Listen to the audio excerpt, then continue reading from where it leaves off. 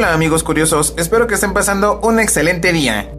En abril de 1986, en Chernobyl, ocurrió el peor desastre nuclear en la historia, y a pesar que han pasado más de 30 años, Pripyat, la ciudad más cercana a la planta nuclear, aún se encuentra deshabitada.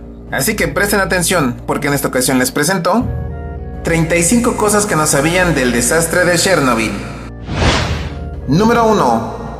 La central eléctrica nuclear Vladimir Ilich Lenin se localiza al norte de Ucrania a 18 kilómetros de la ciudad de Chernobyl. Por eso es mejor conocida como la planta nuclear de Chernobyl. Dicha planta fue edificada entre 1970 y 1977, siendo uno de los proyectos más ambiciosos de la época, cuyo objetivo era aumentar el consumo de la energía nuclear. Esta central, cuyas actividades iniciaron en 1977, contaba con 4 de los 13 reactores de gran potencia construidos a nivel mundial en ese tiempo, convirtiéndola en la central nuclear más potente del mundo. En 1986, 2 reactores más estaban en construcción, pero debido al accidente, el proyecto fue cancelado.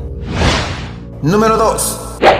En 1970 también comenzó la construcción de la ciudad de Pripyat, con el objetivo de darle hogar a los trabajadores de la planta de Chernobyl, así como a sus familias. Pripyat contaba con todos los lujos modernos de la época que el gobierno soviético podía ofrecer. Incluso era conocida como la ciudad del futuro, y tenía teatros, cines, restaurantes, centros comerciales, supermercados y hasta un complejo sistema de transporte. En poco tiempo se convirtió en uno de los lugares más agradables para vivir. La población de Pripyat creció hasta 43,000 habitantes en 1986, fecha en que dejó de ser la ciudad del futuro para convertirse en una ciudad fantasma y el lugar más contaminado y peligroso del planeta.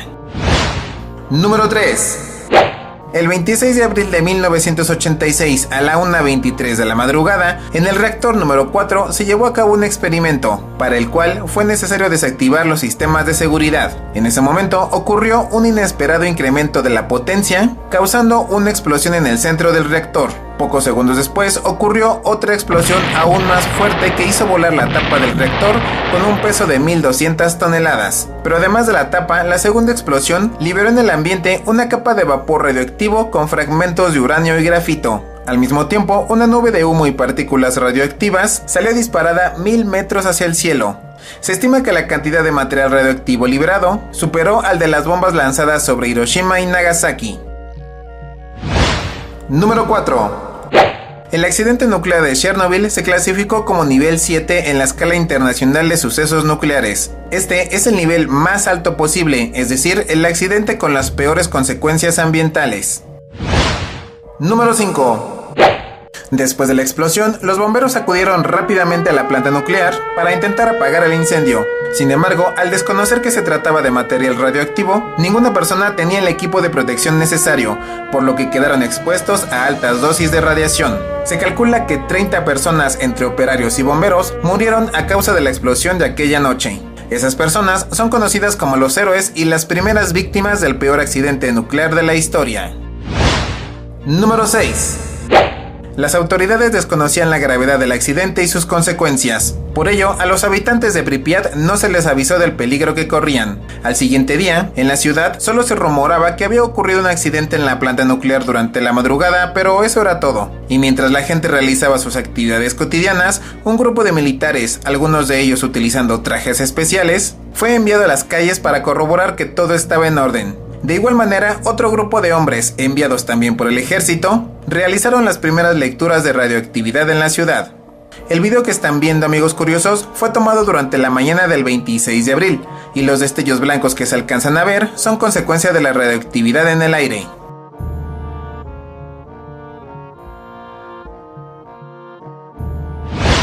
Número 7. Las mediciones de radioactividad en el aire arrojaron datos alarmantes, pues durante el día el nivel fue unas 15,000 veces más alto de lo normal, y ya para la noche el nivel de radiación era 600,000 veces más alto. Este aumento ocurrió porque después de la explosión el reactor continuó liberando radioactividad durante todo el día, y sin saberlo, todos los ciudadanos de Pripyat, incluyendo a los militares con trajes especiales, estuvieron expuestos a niveles peligrosos de radiación. Número 8.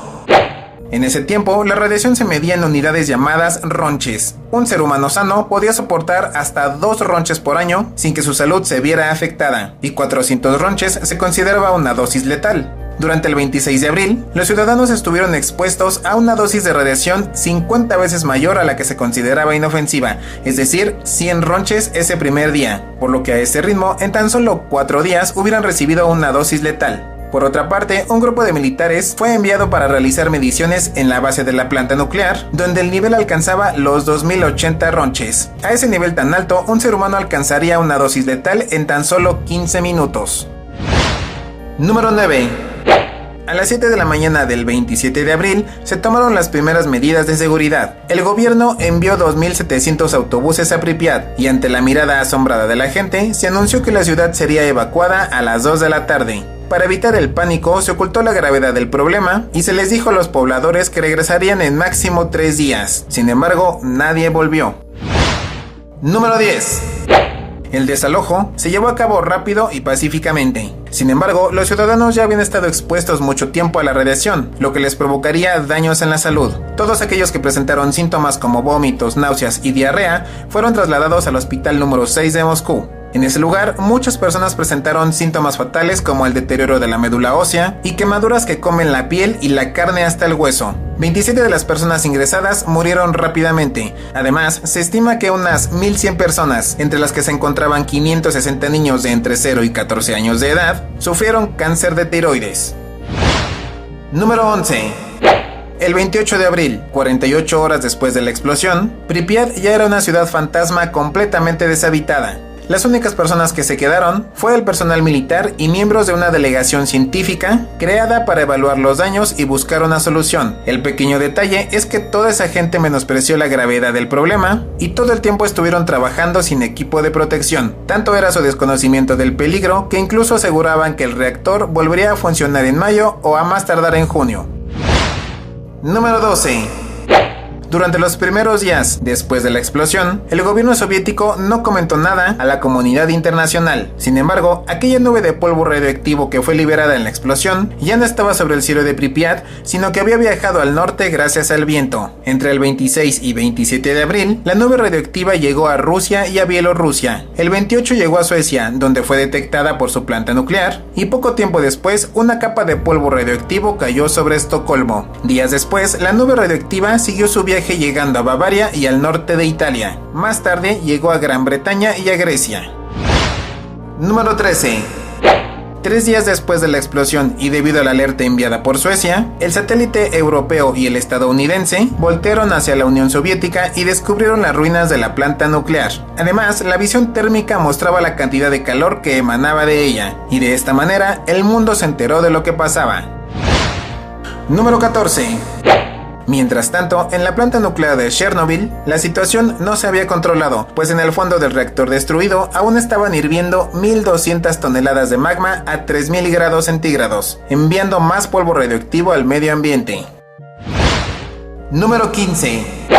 El 29 de abril, un general llegó de Moscú con su flota de 80 helicópteros para tratar de apagar el incendio, pero debido a que el calor que emanaba de la planta era muy alto y no podían acercarse, decidieron arrojar bolsas de 80 kilos de arena y ácido bórico para neutralizar la radiación. Sin embargo, tanto los soldados que arrojaron las bolsas como los pilotos no usaban trajes especiales, por lo que también quedaron expuestos a la radioactividad.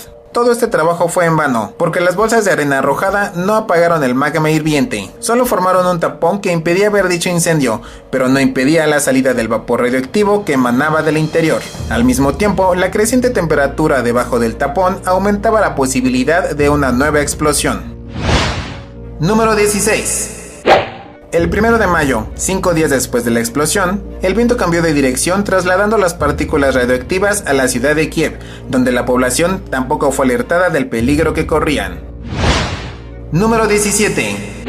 En la Unión Soviética, el 1 de mayo se festejaba el Día del Trabajo realizando un gran desfile. Para los festejos de ese año, por órdenes de Shcherbítsky, líder del Partido Comunista de Ucrania, el gobierno no solo ocultó la información de lo que estaba pasando y del peligro latente, sino que incitó a la gente a participar en dichas festividades aún en zonas en las que se había detectado altos niveles de radiación. Hasta la fecha, no se sabe cuánta gente se contaminó en esa festividad, pero años más tarde, en 1990, Shcherbítsky se suicidó. Muchos piensan que lo hizo por remordimiento.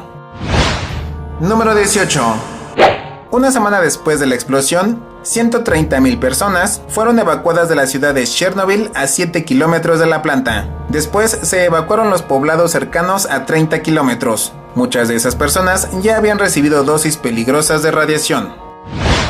Número 19.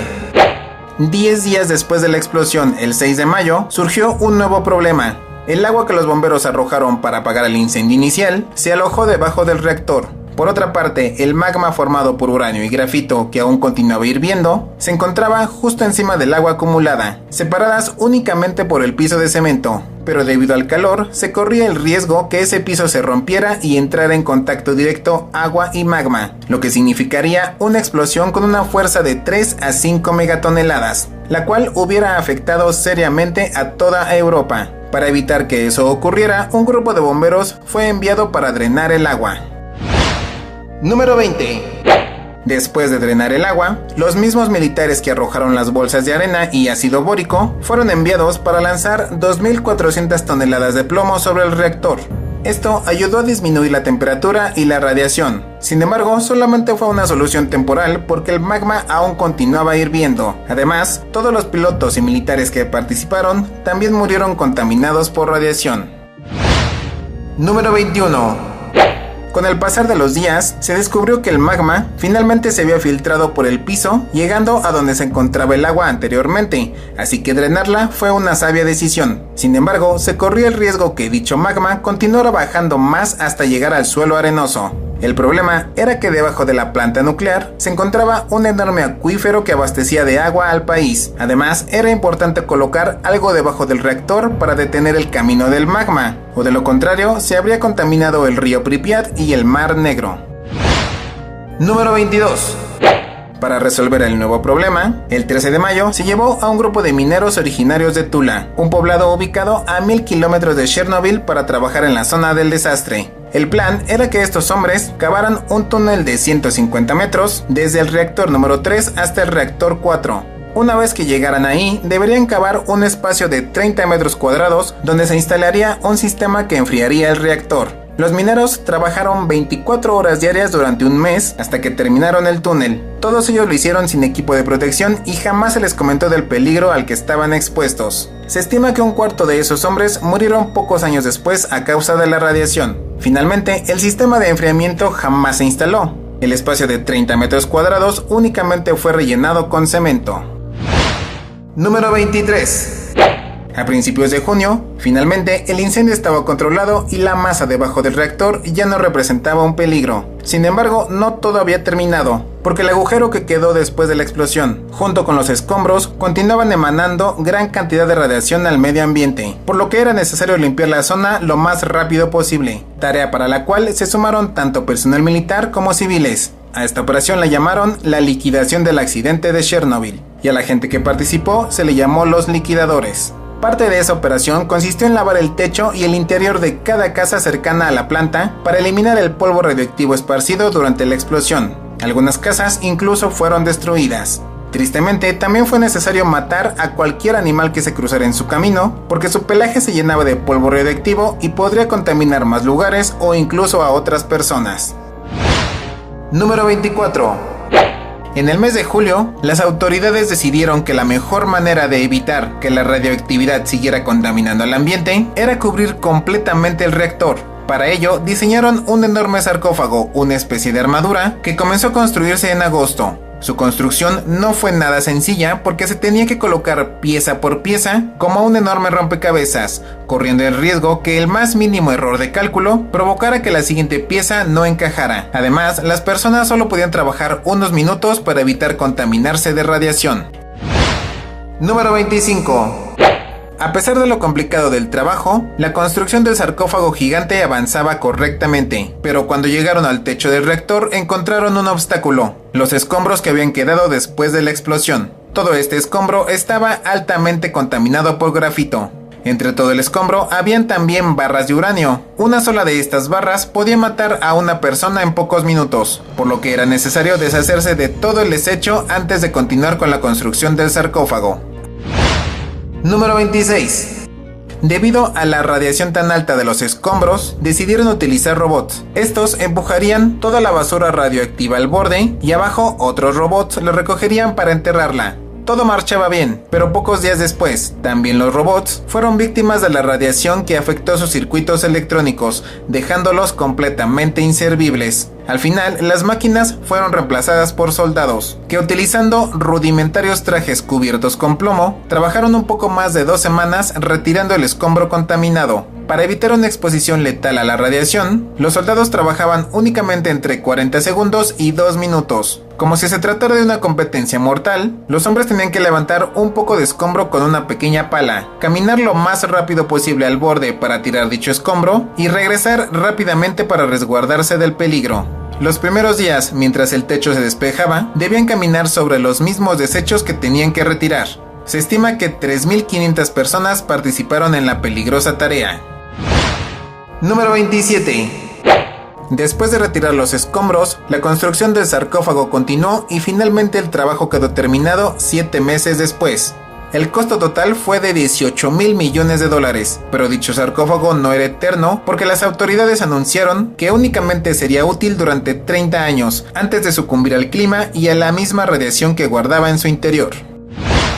Número 28.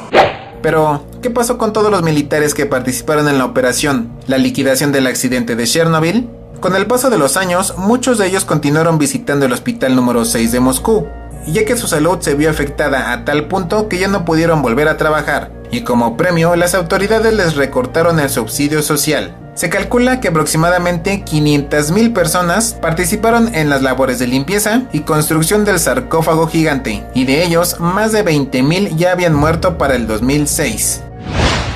Número 29. En 1991, después de desaparecer la Unión Soviética, se descubrió que el gobierno mintió y ocultó información importante a los ciudadanos. Por ejemplo, el 12 de mayo, apenas 2 semanas después de la explosión, decían que todo estaba bien y multiplicaron por 5 el nivel mínimo de ronches al que una persona podía estar en peligro. Por ejemplo, si el nivel mínimo era un ronche, el gobierno decía que lo normal eran 5 ronches. De esa manera, a las personas que habían estado expuestas a 100 ronches, una dosis peligrosa, las autoridades les decían que no había problema, pues el mínimo eran 500 ronches, y debido a esa gran mentira, muchas personas fueron dadas de alta aún estando enfermas. Más tarde, el gobierno ya no hablaba de 40,000 muertes, sino de tan solo 4,000 posibles. Número 30.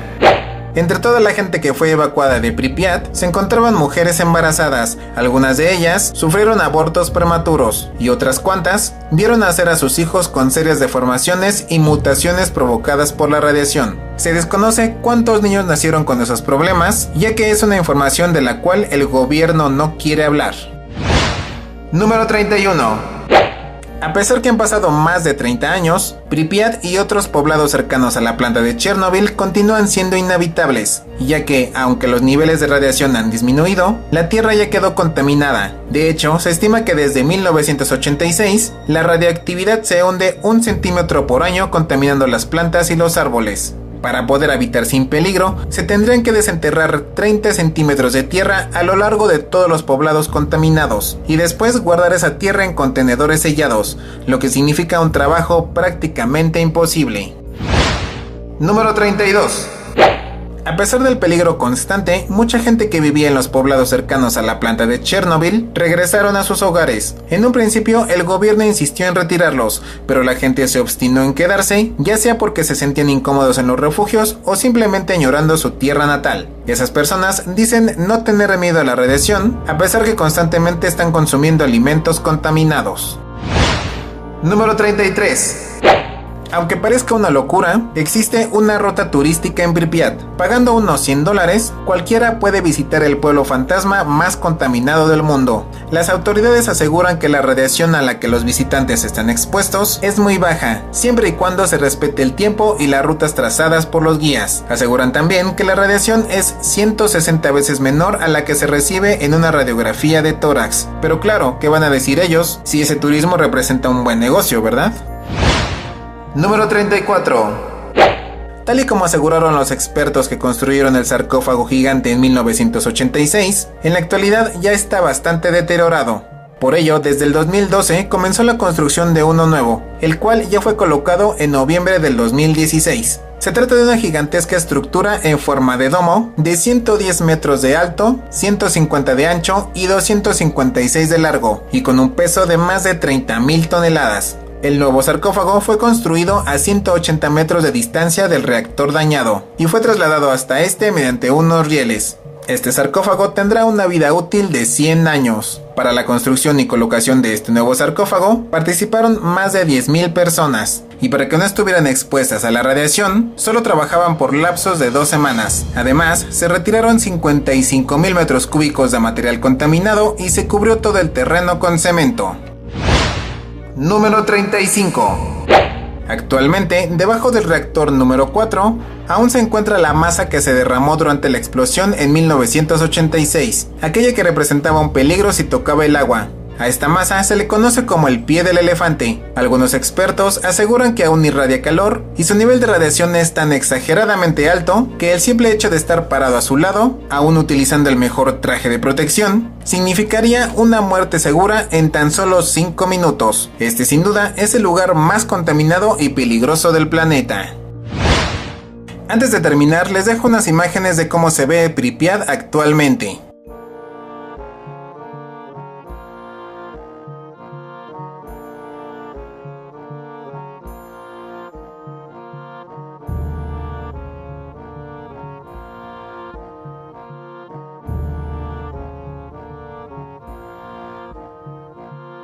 Quiero mandar un saludo a mi amiga Mari Alba y a Modo Aventura. Gracias por seguir y apoyar el canal.